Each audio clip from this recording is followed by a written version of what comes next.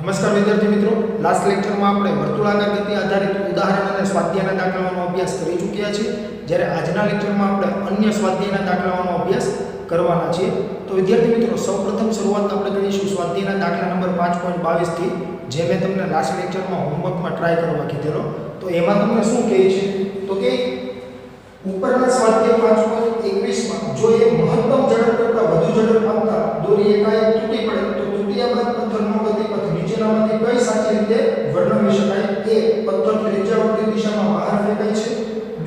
દોરી તૂટે તે ક્ષણથી પથ્થર સ્પર્શકની દિશામાં ગતિ કરશે. C. પથ્થર સ્પર્શક સાથે એવા કોણે ગતિ કરશે કે જેનું માન પથ્થરની ઝડપ પર આધારિત હશે. તો જો વિદ્યાર્થી મિત્રો, સ્વાધ્યાયનો દાખલા નંબર 5.21 જે છે તેમાં આપણે શું કરતા હતા તો કે એક દોરી સાથે પથ્થરને બાંધીને તેને વર્તુળાકાર ગતિ કરાવતા હતા. હવે જો વર્તુળાકાર ગતિ થતી હોય એ દરમિયાન દોરી એકાએક તૂટી જાય તો પથ્થર કઈ તરફ ગતિ કરશે? તો કે પથ્થર સ્પર્શકની દિશામાં ગતિ કરશે. શું કરવા? તો કે આપણે નિયમિત વર્તુળાકાર ગતિમાં અભ્યાસ કરી ચૂક્યા છીએ કે જ્યારે કોઈ પણ કણ નિયમિત વર્તુળાકાર ગતિ કરતો હશે એ દરમિયાન તેનો પ્રવેગ જે હશે એ કેન્દ્ર તરફ હશે. હવે કેન્દ્ર તરફ પ્રવેગ છે તો કેન્દ્રમાંથી કંઈક બળ લાગતું હશે જે પથ્થરને વર્તુળાકાર ગતિ કરાવતું હશે, જેને આપણે શું કહીએ છીએ? કેન્દ્રગામી બળ કહીએ છીએ. અને જો તમે દોરી સાથે પથ્થરને બાંધીને વર્તુળાકાર ગતિ કરાવો છો તો જરૂરી એવું કેન્દ્રગામી બળ જે છે તે દોરીના તણાવ બળ દ્વારા પૂરું પાડવામાં આવતું હશે. હવે જો દોરી જ એકાએક તૂટી જશે તો કેન્દ્રગામી બળ મળશે નહીં. તો હવે પથ્થર જે છે એ વર્તુળાકાર ગતિ કરી શકશે નહીં. તો પથ્થર કઈ તરફ ગતિ કરશે? તો કે પથ્થર સ્પર્શકની દિશામાં ગતિ કરશે. શું કરવા? તો કે આપણે જાણીએ છીએ કે જ્યારે કોઈ પદાર્થ નિયમિત વર્તુળાકાર ગતિ કરતો હશે તો જે તે બિંદુ આગળ જે તે ક્ષણે વેગ સ્પર્શકની દિશામાં હોય છે. તો એટલા માટે પથ્થર જે છે એ સ્પર્શકની દિશામાં ગતિ કરશે.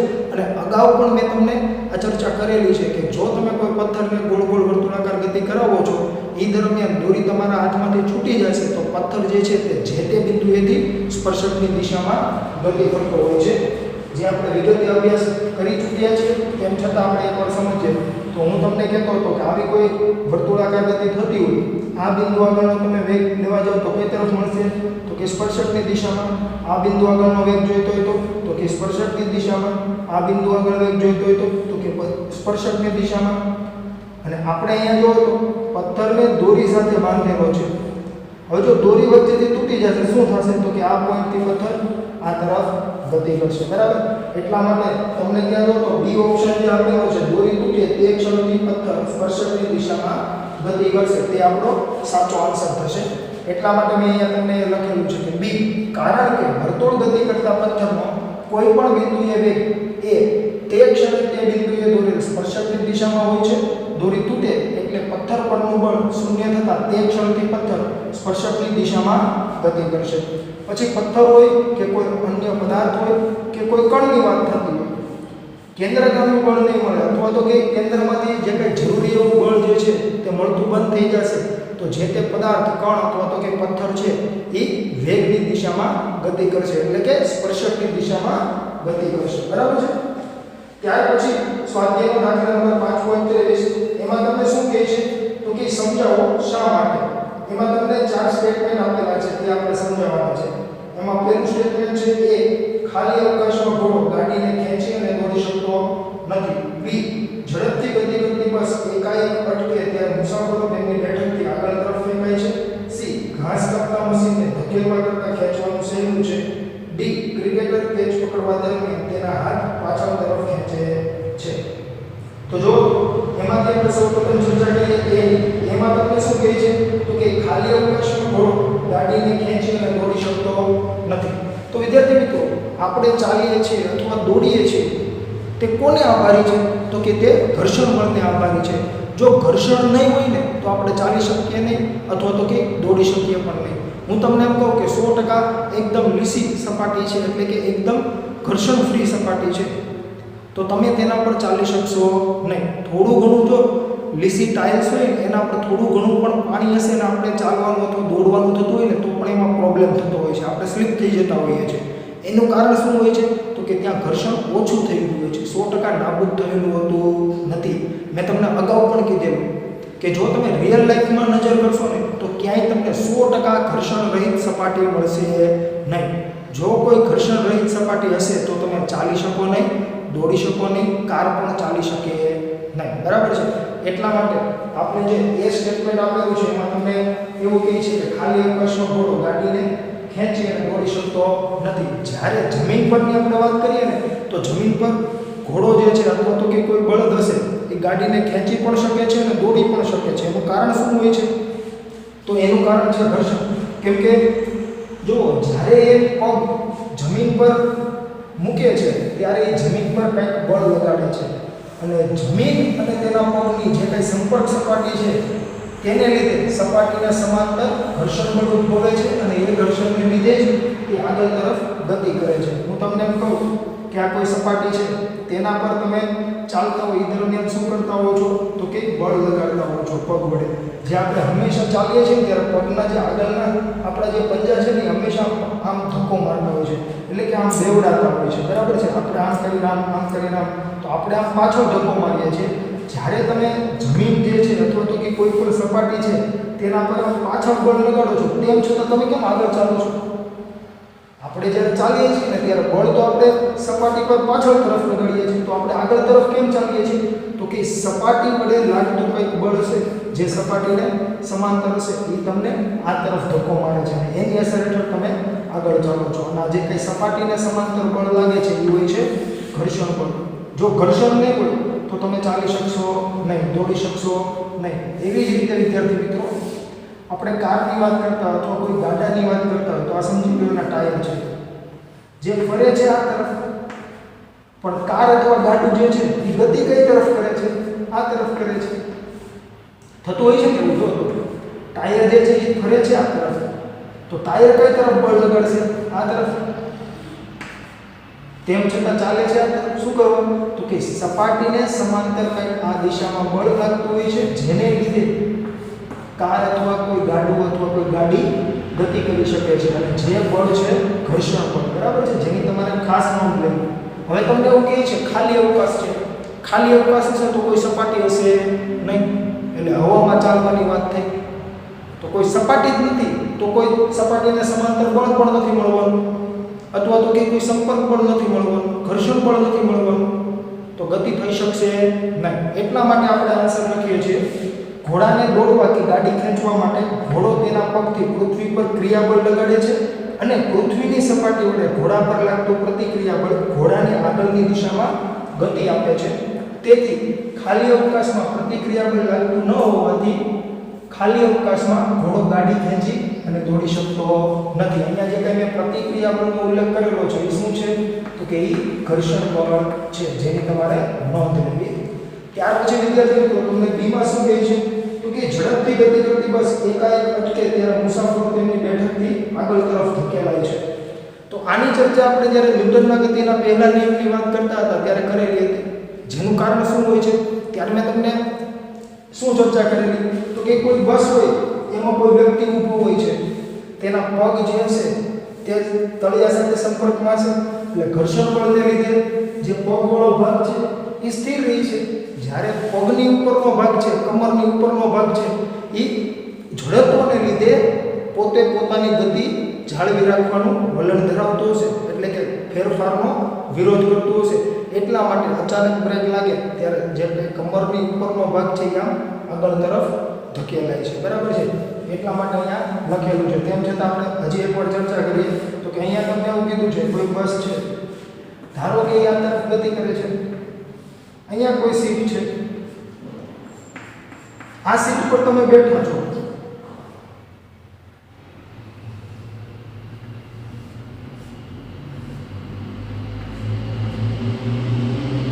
તો ત્યારે થતું હશે શું? તો કે તમે જ્યારે અહીંયા બેઠા છો ને ત્યારે બસ આ તરફ ચાલતી હતી, અચાનક બ્રેક લાગી ગયા એટલે જો તો તમારા શરીરનો આ જે કંઈ ભાગ છે ને આ ભાગ કોઈ સપાટીના સંપર્કમાં છે.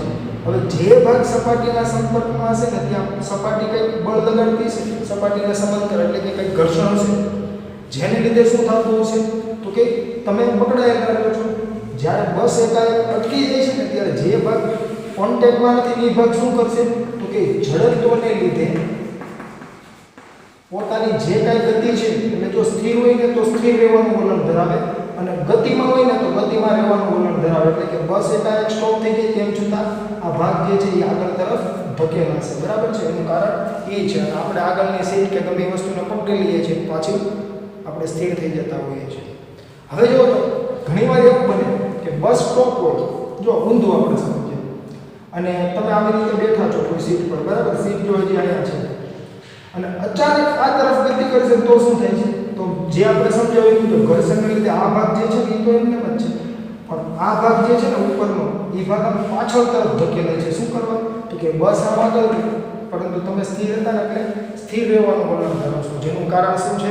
ઝડપ છે. એટલા માટે મેં અહીંયા લખેલું છે ઝડપને લીધે જ્યારે ઝડપથી ગતિ કરતી બસને એકાએક રોકવામાં આવે ત્યારે શરીરનો નીચેનો ભાગ સીટ સાથે સંપર્કમાં છે તે અટકી જાય છે અને શરીરનો ઉપરનો ભાગ તેની નિયમિત ગતિ જાળવી રાખવાનું વલણ ધરાવે છે. તેથી મુસાફરો તેમની બેઠકથી આગળ તરફ ફેંકાય છે. ત્યાર પછીની ચર્ચા કરીએ વિદ્યાર્થી મિત્રો, તો કે સી સ્ટેટમેન્ટ. એમાં તમને શું કહે છે?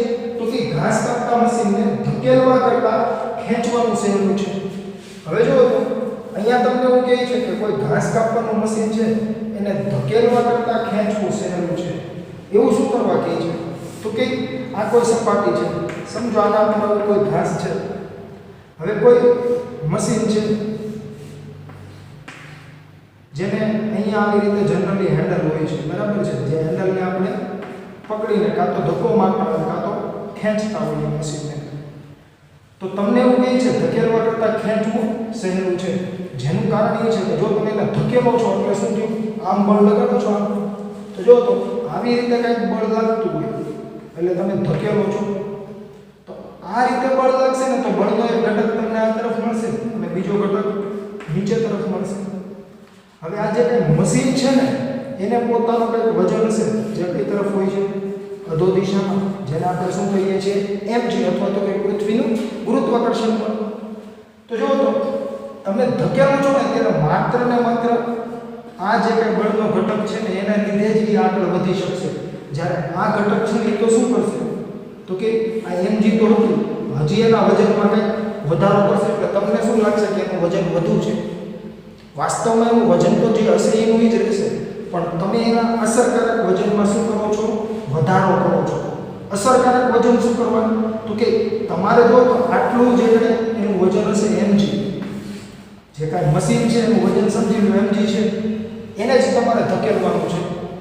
પરંતુ તમે બળ આ રીતે લગાડો છો ને ધકેલવા દરમિયાન, ત્યારે બળનો આ ઘટક જે છે એ પણ અધો દિશામાં છે એટલે શું થશે? mg fy થઈ જશે. તમારે આટલા બળ કરતાં વધુ બળ લગાડવું પડશે જેથી કરીને એ આગળ ગતિ કરી શકે. જ્યારે તમે એને ખેંચો ને ત્યારે શું થાય તો એ જોઈએ. જો અમે તમને ધકેલવાનું સમજાવ્યું, પછી જો આપણે એને ખેંચીએ છીએ તો તમે બળ આ રીતે લગાડતા હશો, એ દરમિયાન શું થશે? તો કે એક ઘટક આ તરફ મળશે અને બળનો એક ઘટક આ તરફ મળશે. તો જો અહીંયા શું થયું? fy અને આ fx થઈ જશે. x અક્ષની દિશામાંનો ઘટક, y અક્ષની દિશામાંનો ઘટક, આ છે બળ સદિશ f. અહીંયા આપણે જે કેપ લખ્યા, અહીંયા આપણે i કેપ લખ્યું. તો જો હવે શું થશે? તો કે mg શિરોલંબ અધો દિશામાં અને fy જે છે એક્ઝેક્ટલી વિરુદ્ધ દિશામાં છે. તો mg fy થશે. એટલે તમારે જે કંઈ વજનને ગતિ કરાવવું હતું એમાં કંઈક ઘટાડો થયો એટલે અસરકારક વજન શું થઈ જશે? ઘટશે. ક્યારે? તમે ખેંચો ત્યારે. આ કેના માટેની વાત થઈ? ખેંચવા માટે. તો એટલા માટે ધકેલવા કરતાં ખેંચવું સહેલું છે, બરાબર છે. કેમ કે જો તો અહીંયા એક ઘટક જે છે બળનો એના વજનમાં શું કરશે? ઘટાડો કરશે, અથવા તો કે અસરકારક વજન જે છે એ ઓછું લાગશે તમને, બરાબર. એટલા માટે મેં અહીંયા લખેલું છે કે ઘાસ કાપતા મશીનને અમુક કોણે બળ લગાડી ખેંચવામાં કે ધકેલવામાં આવે છે ત્યારે લગાડેલા બળનો શિરોલંબ ઘટક ખેંચવામાં ઘાસ કાપતા મશીનનું અસરકારક વજન ઘટાડે છે અને ધકેલવામાં અસરકારક વજન વધારે છે.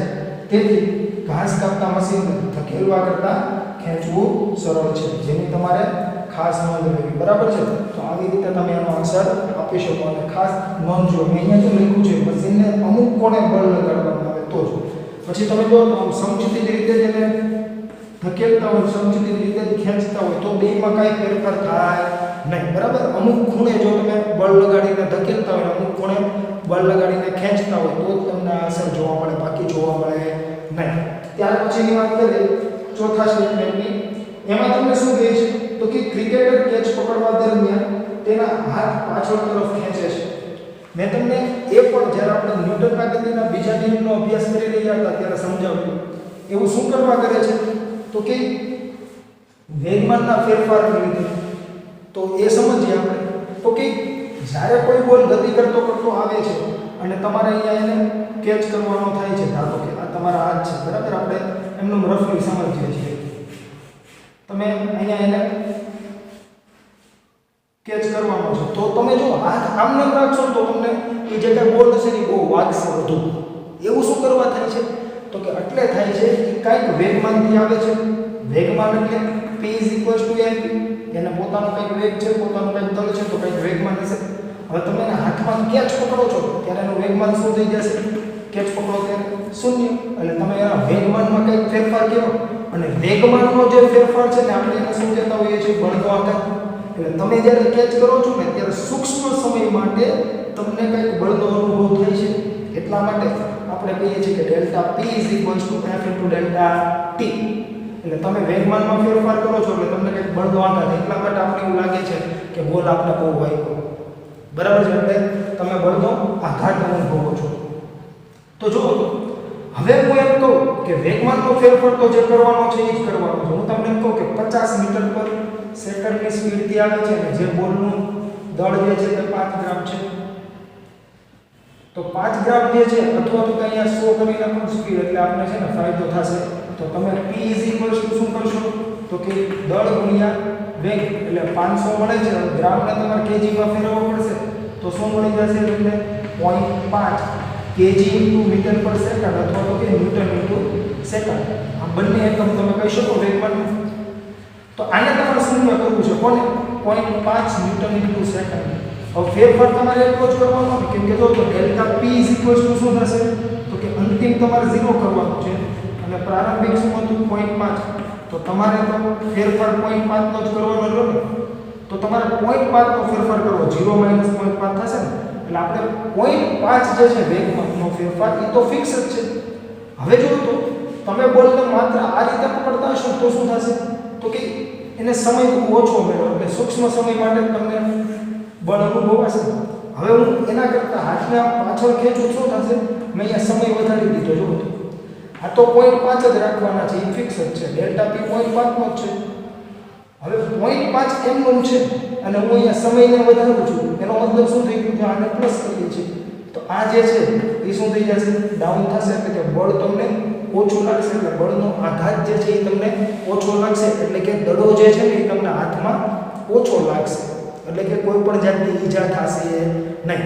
જો તમે આમનો માત્ર રાખો બોલ આવે, સીઝરનો બોલ હોય અને અતિ સ્પીડેથી હોય તો ઘણીવાર આપણે ઈજા થતી હોય છે, બરાબર. એટલા માટે તમે ઘણીવાર મેચમાં પણ જોયું હશે કે ક્રિકેટરો જે છે તે બોલને આવી રીતે આમ પાછળ તરફ હાથ ખેંચીને કેચ કરતા હોઈએ છે.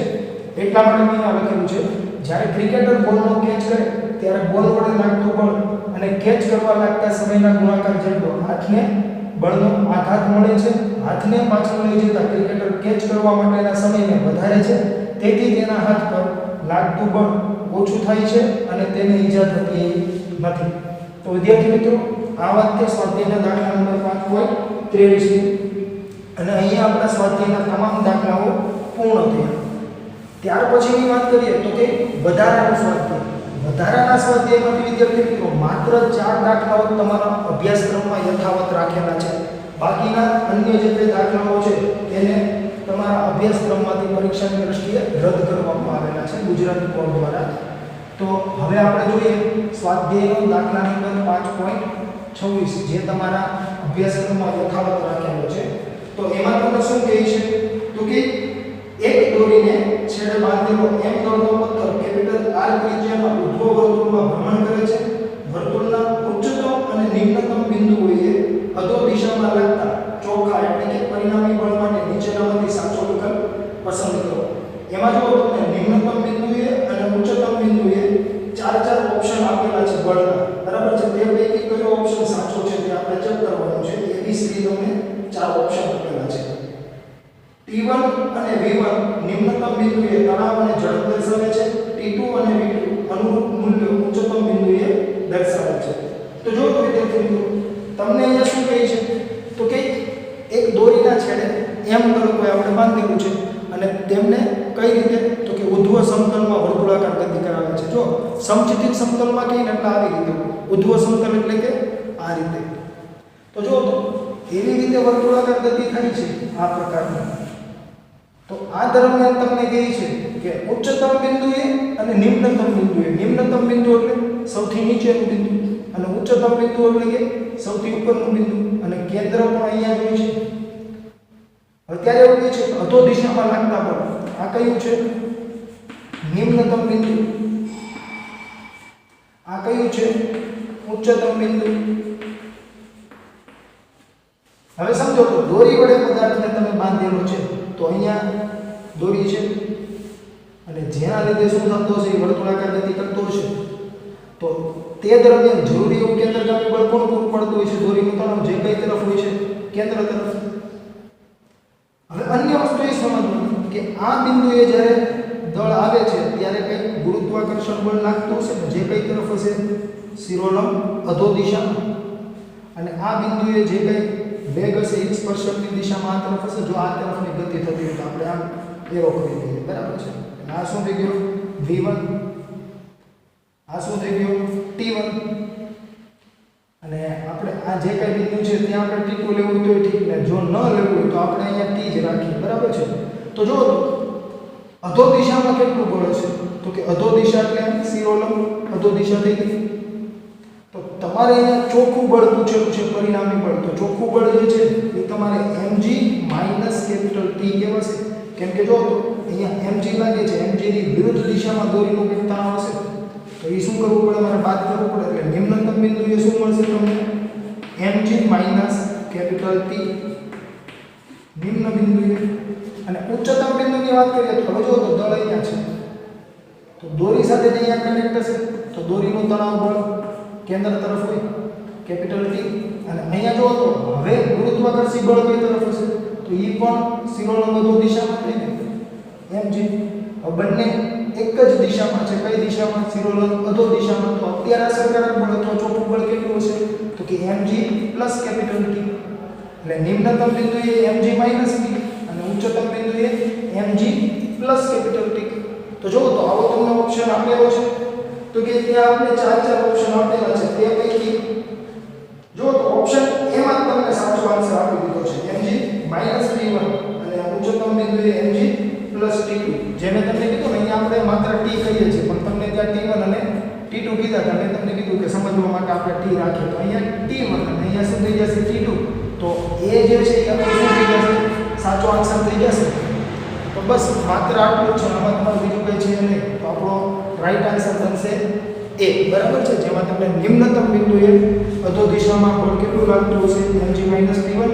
અને ઉચ્ચતમ બિંદુએ અધો દિશામાં બળ કેટલું લાગતું હશે તો કે mg પ્લસ T2, જે ચોખ્ખું બળ હશે, બરાબર. જેની તમારે ખાસ નોંધ લેવી. ત્યાર પછીની વાત કરીએ વિદ્યાર્થી મિત્રો તો કે સ્વાધ્યાયનો દાખલા નંબર 5.26 જે અભ્યાસક્રમમાં યથાવત છે, એવી જ રીતે સ્વાધ્યાયનો દાખલા નંબર 5.27 પણ અભ્યાસક્રમમાં યથાવત છે. અને હવે આપણે તે જોઈએ. એમાં તમને શું કહે છે તો કે 1000 kg દળનું હેલિકોપ્ટર 15 મીટર પર સેકન્ડ સ્પીડમાં ઉર્ધ્વ દિશામાં પ્રવેગથી ઊંચે ચડી રહ્યું છે. ચાલક અને મુસાફરોનું કુલ દળ 300 kg છે. નીચેના કિસ્સાઓમાં બળના માન અને દિશા જણાવો. ત્યાં તમને 3 કિસ્સા આપેલા છે. કિસ્સો A, ચાલક અને મુસાફરો વડે તળિયા પર લાગતું બળ. B, હેલિકોપ્ટરના રોટર વડે આસપાસની હવા પરનું ક્રિયાબળ. C, આસપાસની હવા વડે હેલિકોપ્ટર પર લાગતું બળ. તો વિદ્યાર્થી મિત્રો અહીંયા તમને કોઈ હેલિકોપ્ટરની વાત કરેલી છે. ધારો કે કોઈ હેલિકોપ્ટર જે છે તે આ પ્રકારનું છે. વાસ્તવમાં આવું લંબચોરસ પ્રકારનું કોઈ હેલિકોપ્ટર હોય નહીં, પરંતુ આપણે સમજવા માટે આ રીતનું લઈએ છીએ. અને જે કાંઈ હેલિકોપ્ટર હોય તેને આવા કંઈક રોટર હોય છે, જેને આપણે દેશી ભાષામાં શું કહેતા હોય તો કે પાંખિયા. અને આ રોટર જે છે એ ફરે એટલા માટે જ હેલિકોપ્ટર ગતિ કરી શકે છે, બાકી ગતિ કરી શકે નહીં. એટલે હેલિકોપ્ટરની ગતિ જે છે તે આ રોટરને આધીન હોય છે, બરાબર, જે આપણે જાણીએ છીએ. તો વિદ્યાર્થી મિત્રો તમને અહીંયા હેલિકોપ્ટરનું દળ કહી દીધું છે. કેટલું છે તો કે હેલિકોપ્ટરનું દળ m = 1000 kg છે.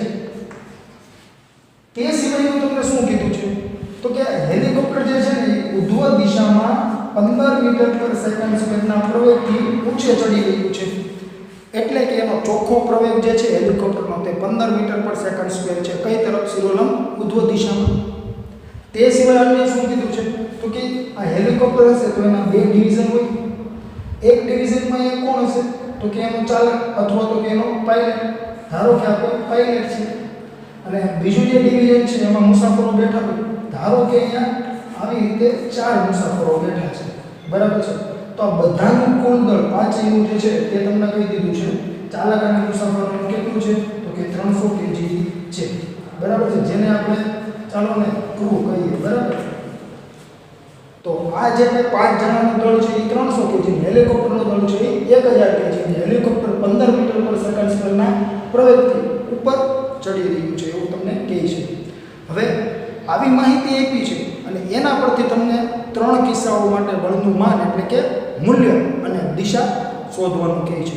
તો એમાં કિસ્સા એમાં શું કહે છે તો કે ચાલક અને મુસાફરો વડે તળિયા પર લાગતું બળ. તો વિદ્યાર્થી મિત્રો, જો આપણે ચાલક અને મુસાફરો વડે તળિયા પર લાગતું બળ શોધવું હોય તો આપણે સહેલું એ પડે કે આપણે ચાલક અને મુસાફરોનું એક તંત્ર લઈ લઈએ. કેમ કે જો તમને અહીંયા ચાલક અને મુસાફરોનું દળ પણ અલગથી આપી દીધું છે અને એ તંત્રનો આપણે ફ્રી બોડી ડાયાગ્રામ ડ્રો કરી દઈએ. અને જ્યારે આપણે ફ્રી બોડી ડાયાગ્રામનો અભ્યાસ કરેલો, બરાબર છે, આપણો ચેપ્ટરનો લાસ્ટ ટોપિક કે ભૌતિક વિજ્ઞાનના કોયડાઓનો ઉકેલ મેળવવો, તેમાં મેં તમને કીધેલું કે જ્યારે તમે કોઈ ફ્રી બોડી ડાયાગ્રામ ડ્રો કરો છો ત્યારે તમારે આખો જે કંઈ સમૂહ છે એમાંથી કોઈ પણ ભાગને તંત્ર તરીકે લેવાનું હોય. અહીંયા જો આખો સમૂહ શું થઈ જશે તો કે હેલિકોપ્ટર ને મુસાફરો અને ચાલક ને બધું થઈ જશે. એમાંથી આપણે કોઈ એક ભાગ લઈ લીધો. કયો ભાગ તો કે ચાલક અને મુસાફરો વાળો. હવે એ ભાગને તમે તંત્ર સ્વરૂપે દર્શાવતા હોય એટલે કે હું કોઈ પોઈન્ટ સ્વરૂપે દર્શાવું છું, જેમ આપણે અગાઉના ઉદાહરણો અને સ્વાધ્યાયના દાખલાઓમાં અભ્યાસ કરી ચૂક્યા છે તે મુજબ. તો ત્યાં મેં તમને કીધેલું કે જ્યારે તમે ફ્રી બોડી ડાયાગ્રામ ડ્રો કરતા હોય ત્યારે તમે લીધેલા તંત્ર પર પરિસર વડે લાગતા બાહ્ય બળો દર્શાવવાના છે, પરંતુ તંત્ર વડે પરિસર પર લાગતા બળો દર્શાવવાના નથી. એટલે કે તંત્ર જે છે તેના પર જે કાંઈ બળો લાગે છે તે આપણે દર્શાવીશું, પરંતુ તંત્ર જે છે એ ન્યૂટનના ગતિના ત્રીજા નિયમ મુજબ તેટલા જ મૂલ્યનું અને પરસ્પર વિરુદ્ધ દિશામાં પરિસર પર બળ લગાડતું હોય છે, પરંતુ તે આપણે દર્શાવવાના હોતા નથી, બરાબર છે. તો અહીંયા જો તો મુસાફરો અને ચાલક જે છે તેના પર કયા કયા બળો લાગે તો કે તળિયા વડે તેના પર કંઈક આમ લંબબળ લાગતું છે, જે આપણે અહીંયા ઉપર તરફ દર્શાવીએ, જેને હું કેપિટલ F કહી દઉં. અને આ જે કંઈ ચાલક અને મુસાફરો છે, બરાબર છે, તેના પર પૃથ્વીનું ગુરુત્વાકર્ષણ બળ લાગતું છે, જેને આપણે શું કહેતા હોઈએ છીએ તો કે ચાલક અને મુસાફરોનું વજન બળ અથવા તો કે વજન, જે કઈ તરફ હશે શિરોલંબ અધો દિશામાં. કેટલું હોય તો કે mg જેટલું હોય. તો જો તો તંત્ર પર આ બે જ બળો હશે કે જે પરિસર દ્વારા લાગતા હશે. હવે તંત્ર વડે પરિસર પર લાગતા બળો તમારે દર્શાવવાના નથી. પરિસર કોને કહેવાય તો કે તમે જેને તંત્ર લ્યો છો ને એની સિવાયનો બધો ભાગ જે છે એ પરિસર કહેવાય, બરાબર છે. એટલે પરિસર વડે તંત્ર પર લાગતા બળો દર્શાવવાના, પરંતુ તંત્ર વડે પરિસર પર લાગતા બળો દર્શાવવાના નથી. તો હવે જુઓ તો મારી પાસે કેપિટલ F છે તો કે નથી. mg તો કે હા mg તો મળી જશે, કેમ કે g ની વેલ્યુ આપણને ખબર છે 10 લઈ લેવાની, અને m જે છે એ કેટલો થશે ચાલક અને મુસાફરોનું દળ એટલે 300 kg. તો F નથી, mg છે. અને આ દરમિયાન જે તંત્ર લઈએ છીએ તંત્રનો ચોખ્ખો પ્રવેગ ખબર છે તો કે આ ખબર છે. તમને એવું કહે છે કે હેલિકોપ્ટર 15 મીટર પર સેકન્ડ સ્પીડના પ્રવેગથી ઉપર ચડી રહ્યું છે, તો આ તંત્ર જે છે એ પણ શું કરતું છે તો કે 15 મીટર પર સેકન્ડ સ્ક્વેરનો પ્રવેગ ધરાવતું છે. કેમ કે મુસાફરો અને ચાલક જે છે હેલિકોપ્ટરમાં જ બેઠા છે, તો ચોખ્ખો પ્રવેગ તમને ખબર છે તો ચોખ્ખું બળ મળી જશે. એને mg ખબર છે તો F મળી જાય. F શું છે તો કે તળિયા વડે ચાલક અને મુસાફરોના તંત્ર પર લાગતું બળ. અને જો એ આપણને મળી જાય તો ચાલક અને મુસાફરો જે છે એના વડે તળિયા પર લાગતું બળ એટલા જ મૂલ્યનું અને વિરુદ્ધ દિશામાં હોય છે, જે ન્યૂટનના ગતિના ત્રીજા નિયમ અનુસાર તમે કહી શકો. કેમ કે ન્યૂટનના ગતિનો ત્રીજો નિયમ જે છે એ શું છે તો કે કોઈ પણ બે પદાર્થોની આપણે વાત કરતા હોઈએ, બરાબર છે, તો એના વચ્ચે જે કાંઈ બળો લાગતા હોય તો એ દરમિયાન ક્રિયાબળ અને પ્રતિક્રિયાબળ હંમેશા સમાન મૂલ્યના અને પરસ્પર વિરુદ્ધ દિશામાં હોય છે. અને જ્યાં આપણે અભ્યાસ કરી ચૂક્યા છીએ કે ક્રિયાબળ અને પ્રતિક્રિયાબળ જે છે તે માત્ર કોઈ બળ જ છે. ત્યાં એવું નથી હોતું કે એક કોઈ ક્રિયા થતી હોય અને તેના લીધે જે કંઈ બળ લાગે છે એ ક્રિયાબળ છે અને એનું જે કંઈ રિએક્શન મળે એમાં જે કંઈ બળ લાગતું એ પ્રતિક્રિયાબળ છે. એવું કંઈ હોતું નથી. આપણે માત્ર જે કંઈ બે બળો છે એને આપણે નામ આપેલું છે, એકને ક્રિયાબળ એકને પ્રતિક્રિયાબળ, બરાબર છે. તે તમે ગમે એ રીતે લઈ શકો, બરાબર. હું એમ કહું કે F1 ક્રિયાબળ છે અને F2 પ્રતિક્રિયાબળ છે. તમે એવું પણ કહી શકો કે F2 જે છે એ ક્રિયાબળ છે અને F1 જે છે એ પ્રતિક્રિયાબળ છે. અને આ જે કંઈ ક્રિયાબળ અને પ્રતિક્રિયાબળ જે બંને છે તે કોઈ એક જ ક્ષણે અને એક જ સાથે લાગતા હશે, બરાબર છે. કોઈ એક પહેલાં લાગે પછી સામું બીજું લાગે એવું હોતું નથી, જે આપણે વિગતે અભ્યાસ કરી ચૂક્યા છે. તો વિદ્યાર્થી મિત્રો, મેં તમને સમજાવ્યું એ મુજબ ચાલક અને મુસાફરોનું તંત્ર લઈ લઈએ અને એ તંત્ર પર તળિયા વડે જે કંઈ બળ લાગે છે એ મેળવી લઈએ અને પછી ન્યૂટનના ગતિના ત્રીજા નિયમ મુજબ તમે કહી શકો કે આ ચાલક અને મુસાફરોનું જે કંઈ તંત્ર છે તેના વડે તળિયા પર લાગતું બળ પણ આટલા જ મૂલ્યનું અને પરસ્પર વિરુદ્ધ દિશામાં હશે. એટલે જો આ ઉપર લાગે છે તો ઓલું કઈ તરફ હશે તો કે નીચે તરફ હશે. તો એટલા માટે મેં અહીંયા લખેલું છે કે અહીં સીઓનું ઉદ્ભવ પ્રવેગ 15 મીટર પર સેકન્ડ સ્ક્વેર અને એ ચાલક પ્લસ મુસાફરોના તંત્ર પર તળિયા દ્વારા લાગતું બળ કેપિટલ F ઉપર તરફ અને તંત્રનું વજન mg નીચે તરફ હોય ન્યૂટનના ગતિના બીજા નિયમ અનુસાર. જો તો અહીંયા મેં FBD ડ્રો કરેલો છે, જ્યાં આપણે બિંદુ C વડે કોને દર્શાવેલું છે તો કે મુસાફરો અને ચાલકને દર્શાવેલા છે.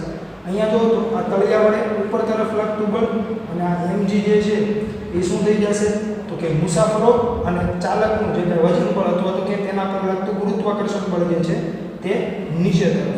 અને આપણે અહીંયા આ જ મેળવવું પડે. એનું કારણ શું છે તો કે તંત્ર જે છે એ તંત્ર વડે પરિસર પર લાગતા બળો આપણે FBDમાં દર્શાવી શકતા નથી. જો તમે એને FBDમાં દર્શાવેલું નથી તો તમે એને શોધી પણ ન શકો. તો તમે શોધશો કોને તો કે કેપિટલ F, બરાબર છે ને. આ દરમિયાન મેં તમને કીધું એ મુજબ પ્રવેગ કઈ તરફ છે ઉપર તરફ. તો ન્યૂટનના ગતિના બીજા નિયમ અનુસાર તમે શું કહી શકો તો કે આ તરફ પ્રવેગ હોય તો આ દિશાનું જે એટલે કે ઉધ્વ દિશાનું જે બળ છે એ વધુ હોય, જ્યારે અધો દિશાનું બળ કેવું હશે ઓછું હશે. તો આ બળ જે છે કેપિટલ F માઇનસ mg કરીએ અને જે કાંઈ તમને પરિણામી બળ મળે એ શું થઈ જાય આપણા માટે ચોખ્ખું બળ થઈ જાય. કે ન્યૂટનના ગતિના બીજા નિયમમાં આપણે શું અભ્યાસ કરી ચૂક્યા છીએ તો કે F net ma net, એટલે કે આ ચોખ્ખું બળ હોય ને આ શું હોય ચોખ્ખો પ્રવેગ હોય, બરાબર છે, જેનો આપણે અભ્યાસ કરી ચૂક્યા છીએ. તો વિદ્યાર્થી મિત્રો, કેપિટલ F માઇનસ mg બરાબર ma. હવે જો તો મેં તમને કીધું કે ચાલક અને મુસાફરોનું તમને ત્યાં દળ કહી દીધું છે કેટલું છે 300 kg. તો m કેટલો લઈ લેવાનો 300.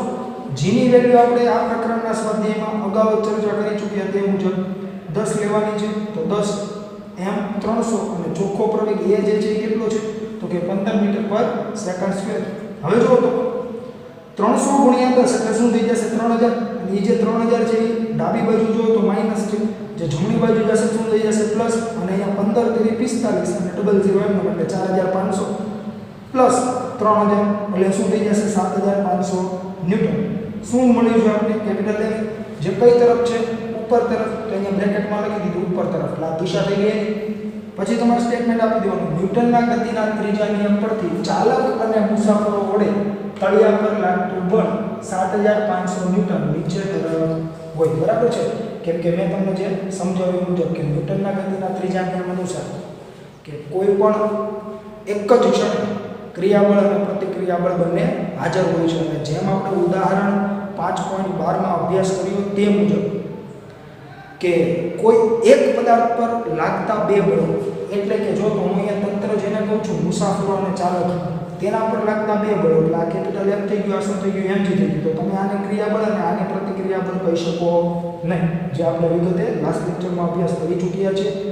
તમે ક્રિયાબળ અને પ્રતિક્રિયાબળ કોને કહી શકો તો કે બે પદાર્થો વચ્ચે લાગતા જે કાંઈ બળો છે તેને જ તમે ક્રિયાબળ અને પ્રતિક્રિયાબળ કહી શકો, જે પરસ્પર વિરુદ્ધ દિશાના અને સમાન મૂલ્યના હોવા જોઈએ, બરાબર છે. બાકી કોઈ એક જ પદાર્થ પર અથવા તો કે કોઈ એક જ તંત્ર પર લાગતા બે બળો હશે, બરાબર, તેને તમે ક્રિયાબળ પ્રતિક્રિયાબળની જોડ કહી શકો નહીં. જે આપણે ઉદાહરણ 5.12 માં જ્યારે ક્રિયાબળ અને પ્રતિક્રિયાબળની ઓળખ વિશે સમજેલા ત્યારે મેં તમને કીધેલું હતું. ત્યાર પછીની વાત કરીએ વિદ્યાર્થી મિત્રો તો કે કિસ્સો બી. કિસ્સા બી માં તમને શું કીધું છે તો કે એમાં કહે છે હેલિકોપ્ટરના રોટર વડે આસપાસની હવા પરનું ક્રિયાબળ. હવે જો તો હેલિકોપ્ટરનું રોટર એટલે આપણે જેને પાંખિયા કહીએ છીએ તે એના વડે આસપાસની હવા પરનું બળ. હવે હેલિકોપ્ટરનું જે કંઈ રોટર છે ને એ આસપાસની હવા પર કંઈક બળ લગાડતું હશે અને ન્યૂટનના ગતિના ત્રીજા નિયમ અનુસાર આસપાસની હવા જે છે એ હેલિકોપ્ટર પર પણ બળ લગાડતું હશે. અને જો તો રોટર જે કાંઈ બળ લગાડતું હશે એ શું કરવા લગાડતું હશે તો કે ઉધ્વ દિશામાં ગતિ કરવા માટે. કેટલા પ્રવેગથી તો કે 15 મીટર પર સેકન્ડ સ્ક્વેરના પ્રવેગથી. હવે એ જે કાંઈ બળ લગાડે છે એ બળ કોના માટે હોય તો કે હેલિકોપ્ટર પ્લસ એમાં બેઠેલા ચાલક અને મુસાફરો બધા માટે હોય. કે બધાને ઉધ્વ દિશામાં ગતિ કરવી છે ને તો હવે આપણે દળ કેટલું લેવું પડે તો કે હેલિકોપ્ટરનું 1000 કેજી અને જે કંઈ ક્રૂ છે એ બધાનું થઈને કેટલું છે 300 કેજી. તો હવે દળ કેટલું થઈ જશે 1300 કેજી. એટલે હવે જે કે આપણે તંત્રનો વિચાર કરીશું કે તંત્ર શું થઈ ગયું તો કે હેલિકોપ્ટર પ્લસ ચાલક પ્લસ મુસાફર બધું.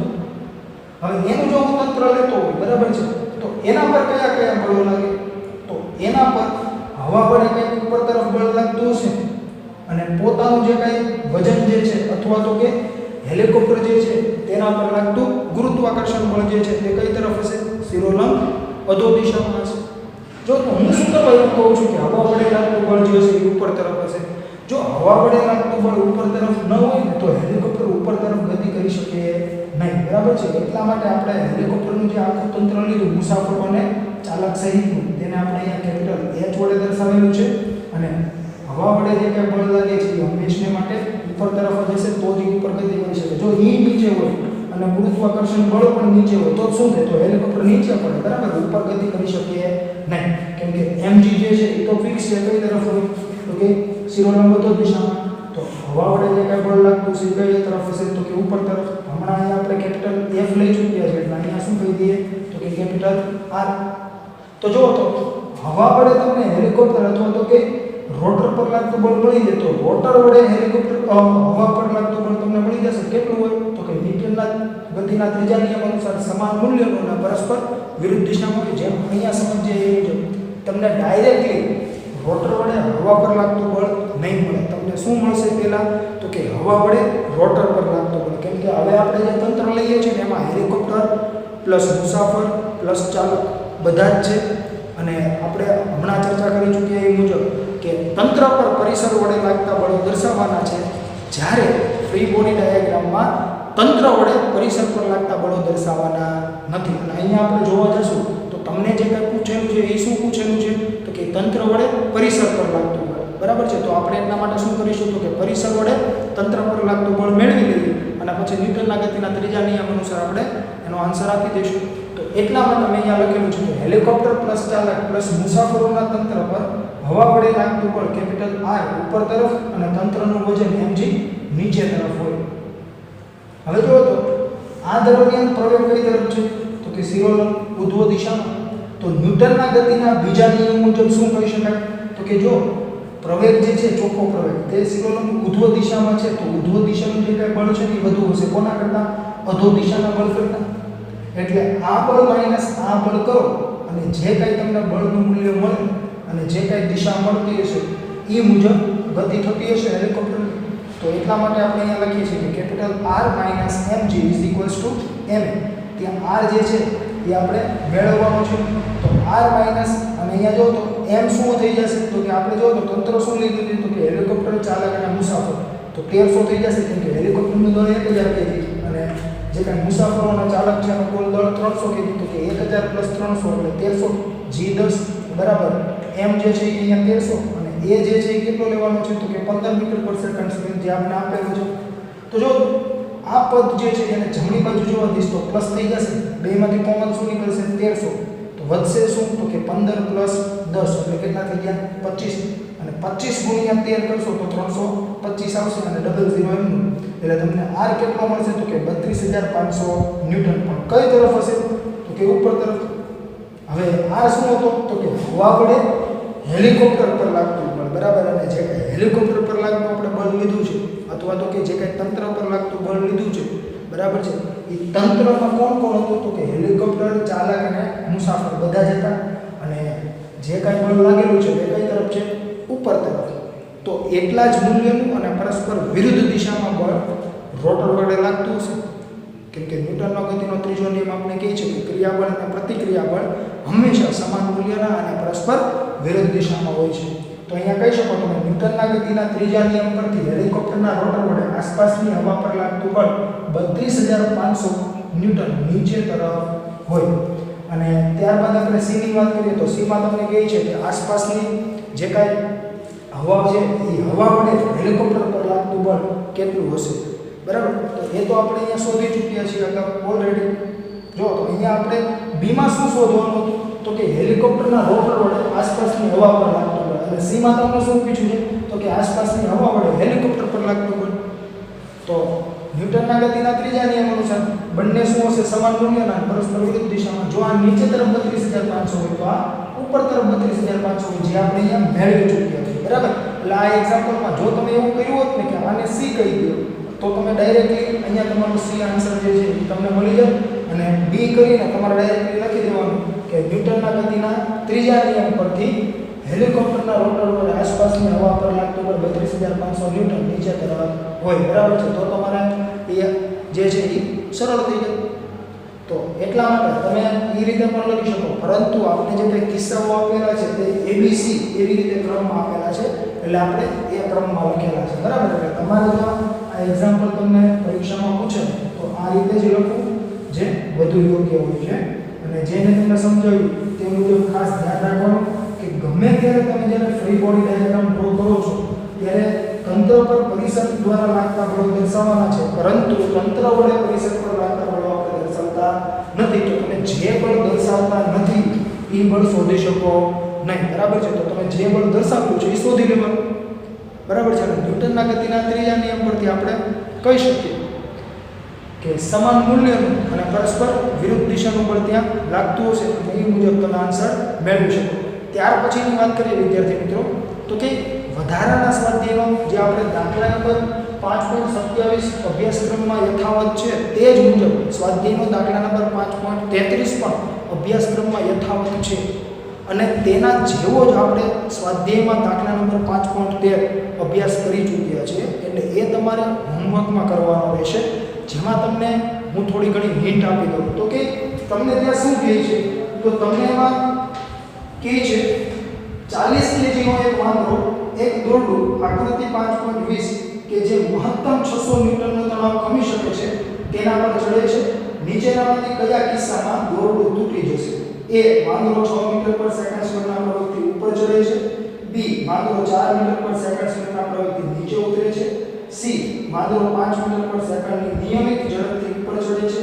ડી વાંદરો દોરડા પર ગુરુત્વાકર્ષણની અસર હેઠળ લગભગ મુક્ત પતન કરે છે અને દોરડાનું દળ અવગણો. જો આપણે જ્યારે દોરડાની વાત કરતી હોય ત્યારે આપણે હંમેશા કહેતા હતા કે દળ જે છે એ અવગણવાનું, કેમ કે નહીંતર તમારે દોરડાનું પણ વજન લેવું પડે, અથવા તો કે દોરડા પર લાગતું ગુરુત્વાકર્ષણ બળ જે છે તેને તમારે ગણતરીમાં લેવું પડે. તો આપણે લિફ્ટમાં પણ આવા જ 4 કિસ્સા આપેલા હતા.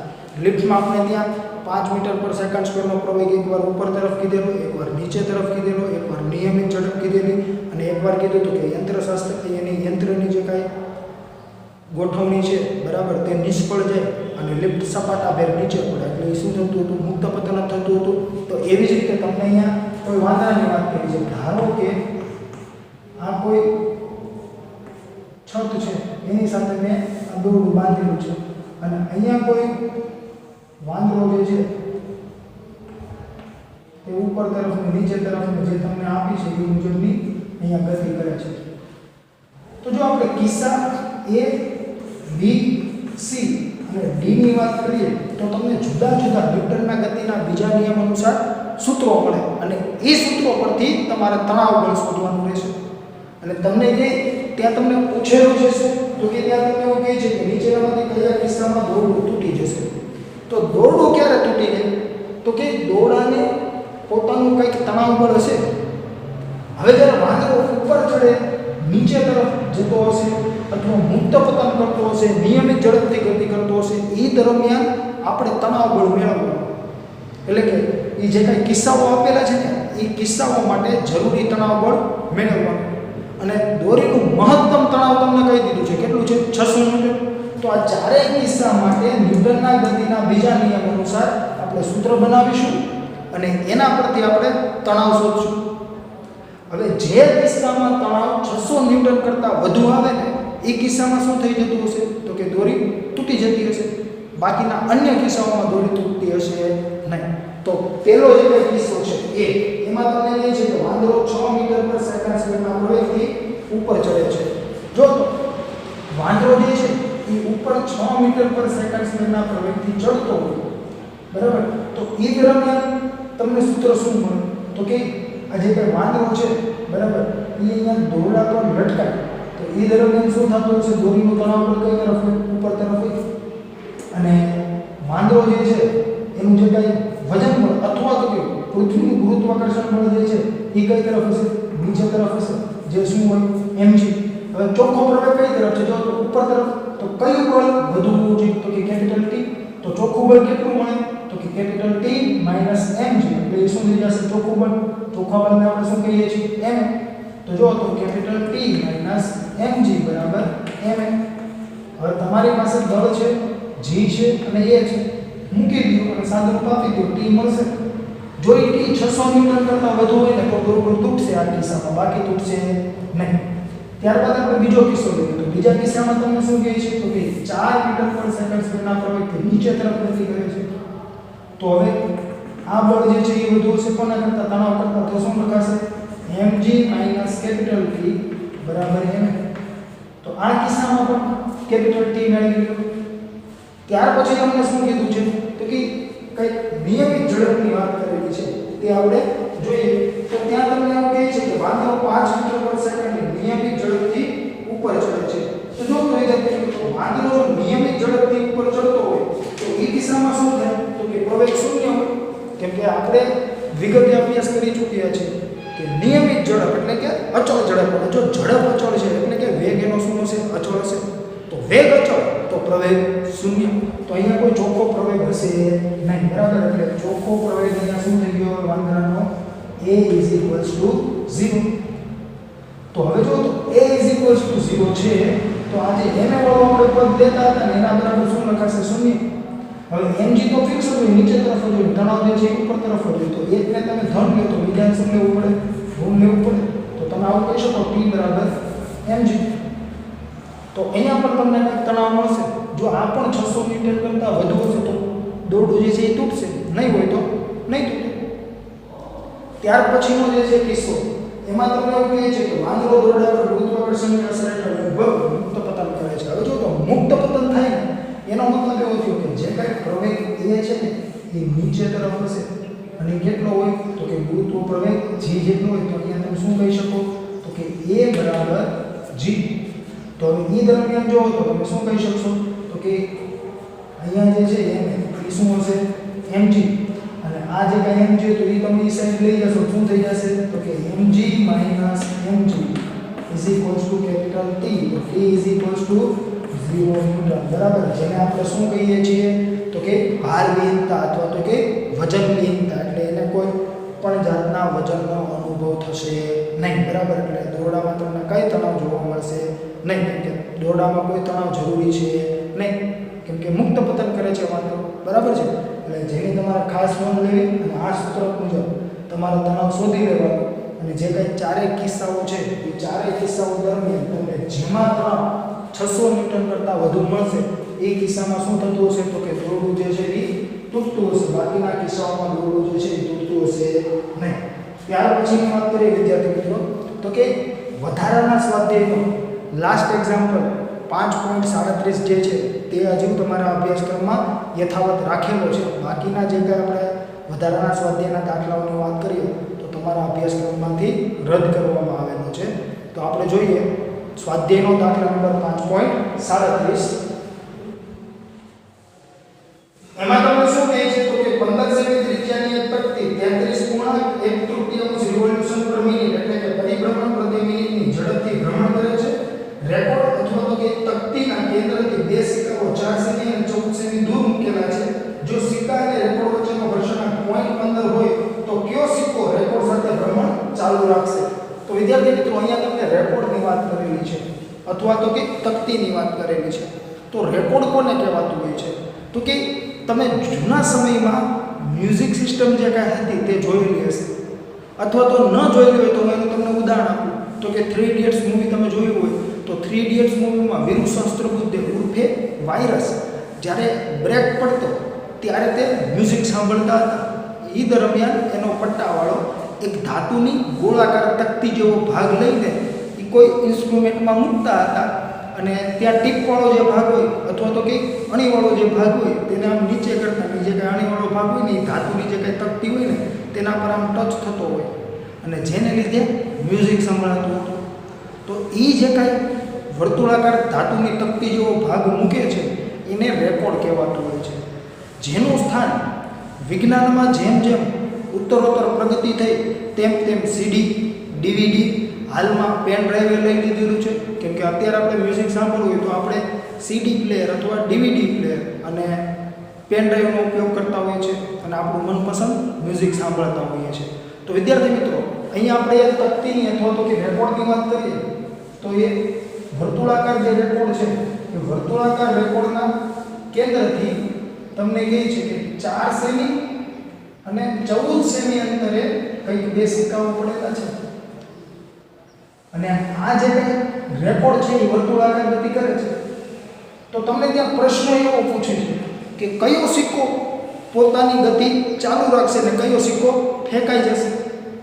તો સમજો આ રેકોર્ડ જો વર્તુળાકાર ગતિ કરે છે એ દરમિયાન સિક્કો જો અહીંયા સ્થિર પડેલો રહીને તો એ તકતી સાથે શું કરશે? વર્તુળાકાર ગતિ કરશે. જો સિક્કો સ્થિર નહીં હોય તો શું થશે? તો એ ધીમે ધીમે કરતા શું થઈ જશે? બહાર ફેંકાઈ જશે. એટલે તમને એ પૂછે છે કે કયો સિક્કો જે છે તે પોતાની ગતિ ચાલુ રાખશે અને કયો સિક્કો ફેંકાઈ જશે. ધારો કે આ સિક્કો જે છે એ સ્થિર પડ્યો રહે છે અને વર્તુળાકાર ગતિ કરે છે તો સમજો તો એને સ્થિર કયું બળ જાળવી રાખતું હશે? તો કે ઘર્ષણ બળ. જે ઘર્ષણ બળને આપણે શું કહીએ છીએ? સ્થિત ઘર્ષણ બળ. તો સ્થિત ઘર્ષણ બળને લીધે જ આ સિક્કો જે છે એ આની સપાટી સાથે સ્થિર રહેશે અથવા તો કે એની સપાટીની સાપેક્ષે સ્થિર રહેશે. જ્યારે આપણી સાપેક્ષે આપણે જોશું તો શું થતું હશે? તો કે એ વર્તુળાકાર ગતિ કરતો હશે. પણ એ વર્તુળાકાર ગતિ શું કરવા થાય છે? તો કે જેમ આપણે ટ્રેનના તળિયા પર કોઈ સ્થિર બોક્સ લેતા હતા અથવા બેગ લેતા હતા એને આપણે જોઈએ શું લાગતું? તો કે એ ગતિમાં છે પરંતુ તળિયાની સાપેક્ષે તે સ્થિર હોય ને અને એની જગ્યાએ આપણને ગતિ દેખાય છે એનું કારણ શું હતું? તો કે તળિયા અને બેગ અથવા તો કે તળિયા અને બોક્સ વચ્ચેનું ઘર્ષણ પણ. તો અહીંયા પણ એવું હશે ને તો અહીંયા જે કંઈ ઘર્ષણ હશે એ કયું હશે? સ્થિર ઘર્ષણ. તો જો તો અહીંયા તમને કંઈક 4 સેમી રેડિયસનું વર્તુળ મળે જોઈ વર્તુળાકાર ગતિ કરતું હોય તો. એવી રીતે જો આ વર્તુળાકાર ગતિ કરતું હશે ને તો તમને અહીંયા 14 સેમીનું કંઈક ત્રિજ્યા ધરાવતું વર્તુળ મળશે.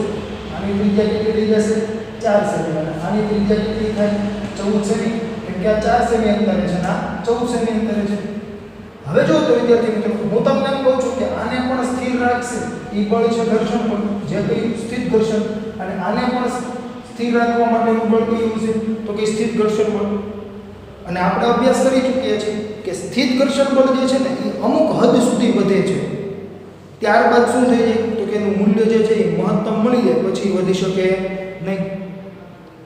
અને આ જે વર્તુળાકાર ગતિ થાય છે એ દરમિયાન કંઈક જરૂરી એવું કેન્દ્રગામી બળ હોવું જોઈએ. કેમ કે આપણે અભ્યાસ કરી ચૂક્યા છીએ જો વર્તુળાકાર ગતિ થતી હોય તો એ દરમિયાન પ્રવેગ જે છે એ કેન્દ્ર તરફ હોય અને જો પ્રવેગ કેન્દ્ર તરફ હોય તો કંઈક બળ પણ કેન્દ્ર તરફ હોય જેને આપણે કેન્દ્રગામી બળ કહેતા હોઈએ છીએ. જે આભાસી બળ છે જે બીજા વાસ્તવિક બળો દ્વારા પૂરું પાડવામાં આવતું હોય છે.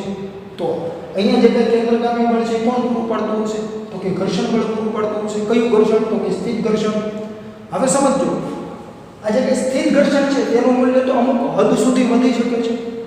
કેટલે સુધી? તો કે Fs મેક્સિમમ સુધી.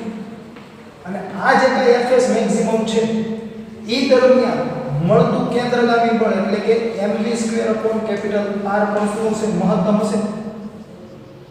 હવે Fs મેક્સિમમ તમને મળી ગયા પછી એનું મૂલ્ય વધવાનું નથી તો ત્યારબાદ કેન્દ્રગામી બળ પણ નહીં વધે ને બરાબર છે. તો Fs મેક્સિમમ માટે તમને જે કાંઈ ત્રિજ્યા મળે એટલા અંતર સુધી, કેન્દ્રથી એટલા અંતર સુધી કોઈ પણ પદાર્થ જો પડેલો હશે તો એ વર્તુળાકાર ગતિ કરી શકે, બાકી કરી શકે નહીં. બરાબર છે? કેમ કે કોઈ પણ બળ હોય ને એનું કોઈ ક્ષેત્ર હોય.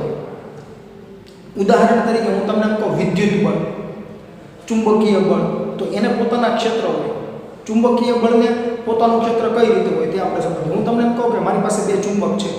ધારો કે આપણે સમજીએ તો કે આ બે ચુંબક છે. આ ચુંબક જે છે તેના કેન્દ્રથી અમુક રેડિયસ, એટલે કે વર્તુળાકાર એક ભાગ મળશે તમને, અમુક રેડિયસનું વર્તુળ તમને ભાગ મળતો હશે. એ ભાગમાં જો તમે અન્ય ચુંબકને લાવશો ને તો શું થશે? તો કે આ ચુંબક એના ઉપર બળ લગાડશે. બાકી જો તમે એની બહાર હશો ને તો આ ચુંબક જે છે એ આ ચુંબક ઉપર બળ લગાડી શકે નહીં. એવી જ રીતે વિદ્યુતમાં પણ હોય છે. વિદ્યુત બળની વાત કરીએ તો ઇલેક્ટ્રોન, પ્રોટોન જે છે એ વિદ્યુત બળ એકબીજા પર લગાડે છે. પરંતુ શું ગમે એટલા અંતરે પડ્યા હશે શું આકર્ષી પ્રકારનું બળ લાગતું હશે પ્રોટોન અને ઇલેક્ટ્રોન વચ્ચે? તો કે ના લાગતું હોય. એની પણ એક રેન્જ હોય જેને આપણે શું કહેતા હોઈએ છીએ? એનું ક્ષેત્ર કહેતા હોઈએ છીએ. એવી જ રીતે ગુરુત્વાકર્ષણ બળ છે એનું પણ એક ક્ષેત્ર હોય છે. તમે પૃથ્વીથી ગમે એટલા દૂર જતા રહો શું ગુરુત્વાકર્ષણ બળ લાગતું જશે? તો કે ના લાગતું. તમે જેમ જેમ પૃથ્વીની સપાટીથી ઉપર જાવ ગુરુત્વાકર્ષણ બળ ઘટતું જાય છે, જેનો અભ્યાસ આપણે પ્રકરણ 8માં કરવાના છીએ. અને એટલા માટે જ આપણે અમુક સપાટી કરતાં ઉપર જતા રહીએ ને તો આપણે એવું કહીએ છીએ કે શૂન્યાવકાશમાં આવતા રહ્યા. શું કરવા? તો કે ત્યાં પૃથ્વીનું ગુરુત્વાકર્ષણ બળ લાગતું હશે નહીં, અને અન્ય ગ્રહોનું પણ ગુરુત્વાકર્ષણ બળ ત્યાં લાગતું હશે નહીં. એટલે આપણે એવું કહેતા હોય કે આપણે શૂન્યાવકાશમાં આવી ગયા. તો જેની તમારે ખાસ નોંધ લેવી વિદ્યાર્થી મિત્રો. ત્યારબાદની આપણે હજી એક ઉદાહરણ કોઈ તમે એવું આપી શકો. આપણે જે કંઈ મોબાઈલથી કોઈને કોલ કરીએ ને ત્યારે ઘણીવાર એમાં કેસેટ બોલે છે કે તમે ડાયલ કરેલો નંબર હાલમાં કવરેજ એરિયાની બહાર છે. કવરેજ એરિયા એટલે શું? તો કે કોઈ પણ એરિયા હોય ને તેનો એક ટાવર હોય નેટવર્કનો. એ ટાવર જે છે એને કેન્દ્ર તરીકે તમે લ્યો તો અમુક રેડિયસનું તમને વર્તુળ મળે જેને આપણે એનું ક્ષેત્ર કહેતા હોય છે. જો તમે વર્તુળની બહાર ગયા ને એટલે એ ટાવર જે છે એનું નેટવર્ક તમને મળશે નહીં. એટલા માટે જ તમે અમુક એરિયામાં જાઓ ને તો નેટવર્ક જે છે એના 4 કાપા હોય ને એમાંથી ધીમે ધીમે ઓછા થતા જાય છે. ઘણી જગ્યાએ સાવ આવતું જ નથી હોતું, જેનું રીઝન એ જ હોય છે. તો એટલા માટે આપણે અહીંયા શું કરશું? તો કે કેન્દ્રગામી બળ જે છે જે પ્રમાણે Fs હશે ને એ પ્રમાણે શું વધતું હશે. કેમ કે અહીંયા જો તમે કીધું સ્થિત ઘર્ષણ બળ છે ને એ જ કેન્દ્રગામી બળ પૂરું પાડે છે. તો સ્થિત ઘર્ષણ બળનું મૂલ્ય જેટલું વધારે એટલું કેન્દ્રગામી બળ વધારે. કેટલું વધી શકે? તો કે Fs મેક્સિમમ સુધી વધી શકે. અને જ્યારે Fs મેક્સિમમ છે ત્યારે તમારે શું કરવાનું? તો કે mv²/r જે છે એમાં r ની વેલ્યુ શું છે એ મેળવી લેવાની. એટલે તમને રેડિયસ મળી જશે. અને મહત્તમ સ્થિત ઘર્ષણ માટે તમને જે કાંઈ રેડિયસ મળે એ રેડિયસથી વધુ અંતરે જો કોઈ પદાર્થ હશે તો એ વર્તુળાકાર ગતિ કરી શકશે નહીં. કેમ કે સ્થિત ઘર્ષણ બળનું મૂલ્ય તો મહત્તમ કેટલું હોય? તો કે Fs મેક્સિમમ. અને એના માટે જે કંઈ કેન્દ્રગામી બળ મળે એ મહત્તમ હોય. તો જો તો તમારે કેન્દ્રગામી બળ માટે કેવું હોય તો શું કહી શકો? તો કે કેન્દ્રગામી બળ જે છે mv²/r less than or equals to શું હોય? Fs maximum. કેમ કે મેં કીધું ને Fs જે છે એ વધુમાં વધુ આટલું હોય, પરંતુ એના કરતાં ઓછું પણ હોઈ શકે. બરાબર છે? તો જ્યારે ઓછું હશે ત્યારે કેન્દ્રગામી બળ આના કરતાં ઓછું, જ્યારે આટલું હશે એટલે કે મહત્તમ હશે ત્યારે કેન્દ્રગામી બળ આના જેટલું. એટલા માટે આપણે આવું કહી શકીએ કે mv²/r is less than or equals to Fs maximum. હવે જો તો વિદ્યાર્થી મિત્રો Fs મેક્સિમમ છે એના બરાબર તમે μ × n લખી શકો.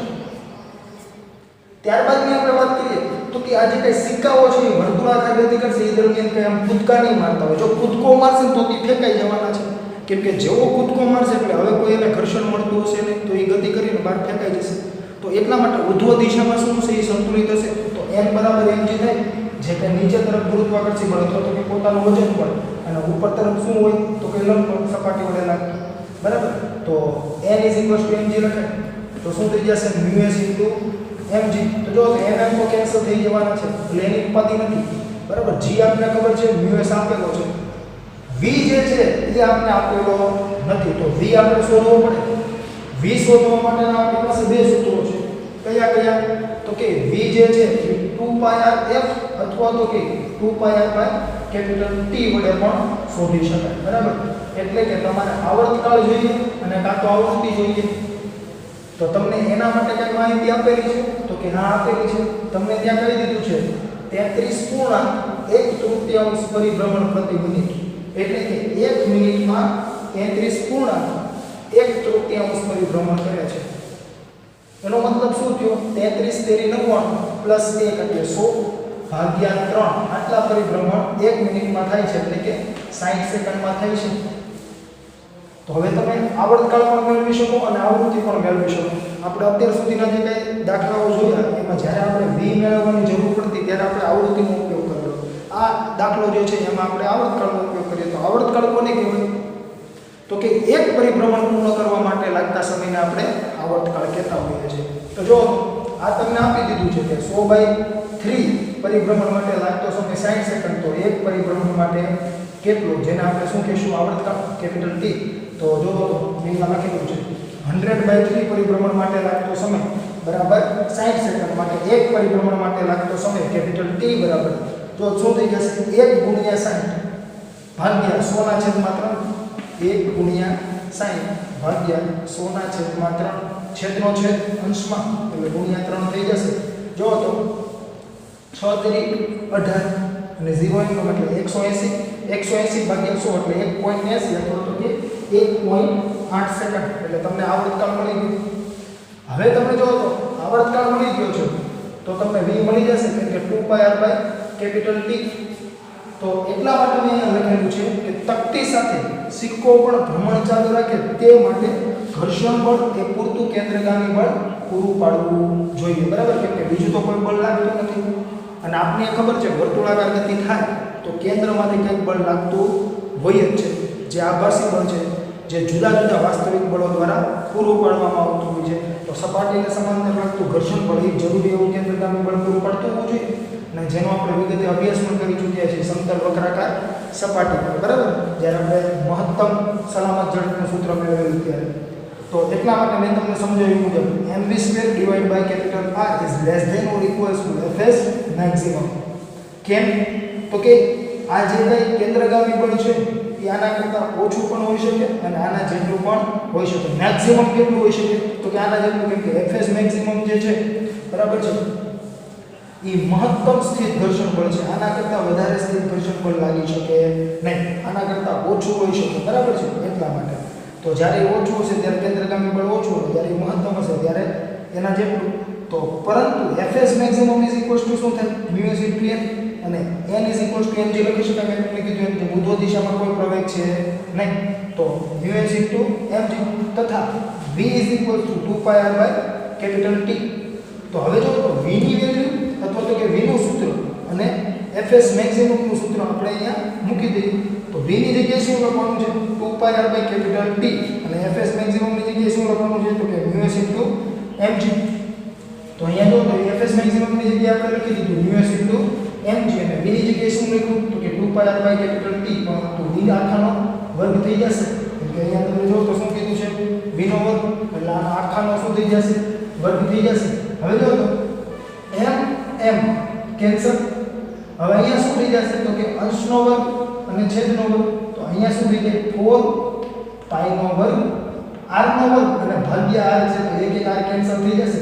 તો ઉપર શું વધશે? માત્ર કેપિટલ R એક જ અને છેદમાં તો કે t નો વર્ગ, કેમ કે r તો કેન્સલ થઈ ગયા છે અને આ બાજુ તો કે μ * g કેમ કે m કેન્સલ થઈ ગયા, બરાબર? જો ના ખ્યાલ આવે તો અહીંયા આપણે કેન્સલ કરી દઈએ. તો આવું તમને મળે છે. હવે તમારે જોવાનું છે શું? તો મેં તમને સમજાવ્યું મુજબ કે કેન્દ્રગામી બળ છે કેટલી ત્રિજ્યા સુધી લાગી શકે અથવા તો કેટલી રેન્જ સુધી લાગી શકે, બરાબર છે? તો એટલા માટે કેપિટલ R જે છે એને આપણે કરતા બનાવીએ, એટલે આપણે રેડિયસ મેળવવી પડશે ને મહત્તમ કેન્દ્રગામી બળ માટે અથવા તો કે મહત્તમ એનું ક્ષેત્ર કેટલે દૂર સુધી છે, મતલબમાં એની તમે રેન્જ અથવા તો કે અવધિ કહી શકો, બરાબર? કે કેટલા એરિયા સુધી લાગી શકે. તો capital R is less than or equals to જો તો μ * g એટલે m t² અહીંયા છેદમાં તો આ બાજુ જશે તો અંશમાં અને 4π² જે છે એ અંશમાં તો અહીંયા જશે તો છેદમાં. હવે બધાની વેલ્યુ તમને આપેલી છે. μ કેટલો કીધો છે? 0.15.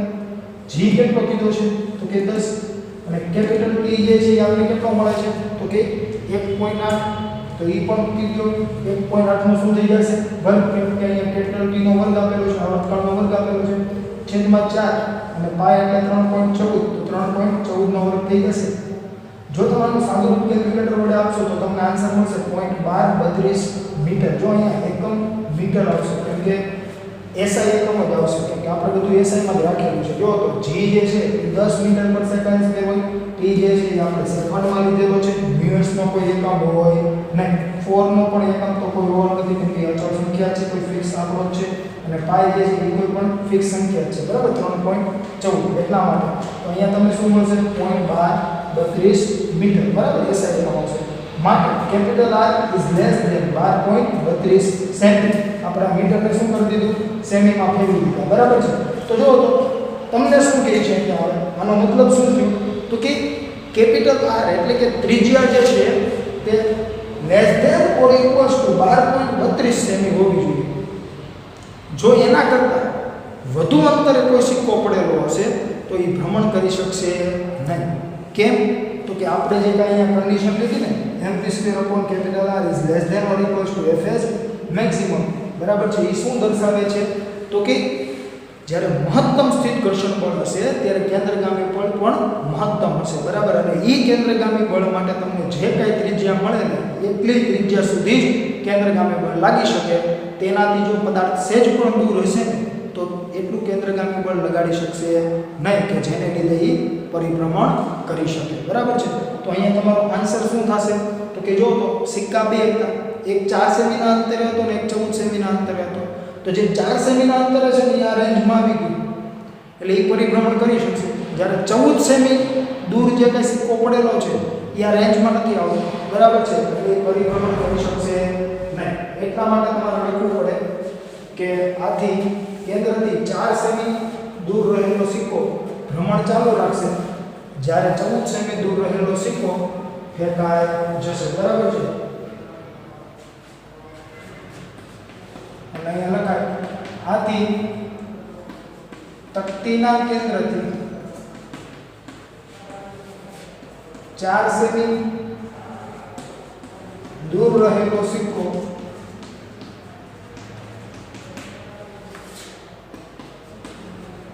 તકતી સાથે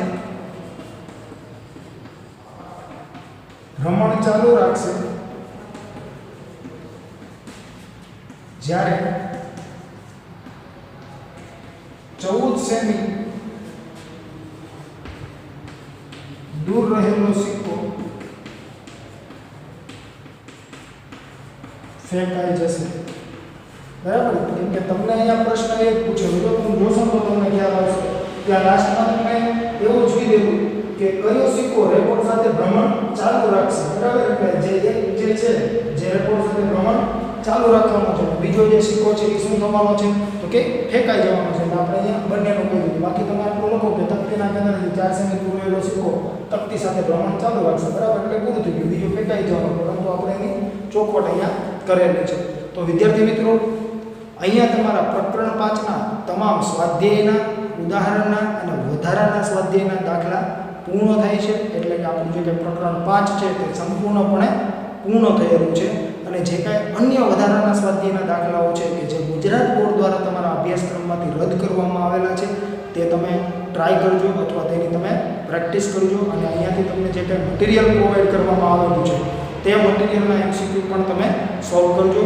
અને જો એમાં તમને કોઈ પણ જાતનો પ્રશ્ન હોય તો તમે મારો સંપર્ક કરી શકો છો અને આજના લેક્ચરમાં પણ જો તમને કોઈ પણ જાતનો પ્રશ્ન હોય તો તમે મારો સંપર્ક કરી શકો છો હવે પછીના લેક્ચરમાં આપણે પ્રકરણ 6 શરૂઆત કરવાના છે અને આ પ્રકરણનું જે મેં તમને અગાઉ કીધેલું કે સેન્ટ્રીફ્યુગલ ફોર્સ જે છે બરાબર અને સ્લાઇડિંગ ફ્રિક્શન બરાબર એટલે કે સ્લાઇડિંગ ઘર્ષણ જે છે તે આપણે જ્યારે તમે અહીંયા હાજર થશો ત્યારે આપણે અભ્યાસ કરવાના છે કેમ કે તેના માટે તમારી હાજરી જરૂરી છે અને જે તમારા ટેક્સ્ટબુક લેવલે છે પણ નહીં પરંતુ જી માટે તે જરૂરી છે એટલા માટે આપણે તેનો અભ્યાસ જ્યારે તમે અહીંયા રૂબરૂ હાજર થશો ત્યારે કરીશું અને હવે પછીના લેક્ચરથી આપણે પ્રકરણ 6 ની અભ્યાસની શરૂઆત કરવાના છીએ અને આમાં જો તમને કોઈ પણ જાતનો પ્રશ્ન હોય તો તમે મારો સંપર્ક કરી શકો છો.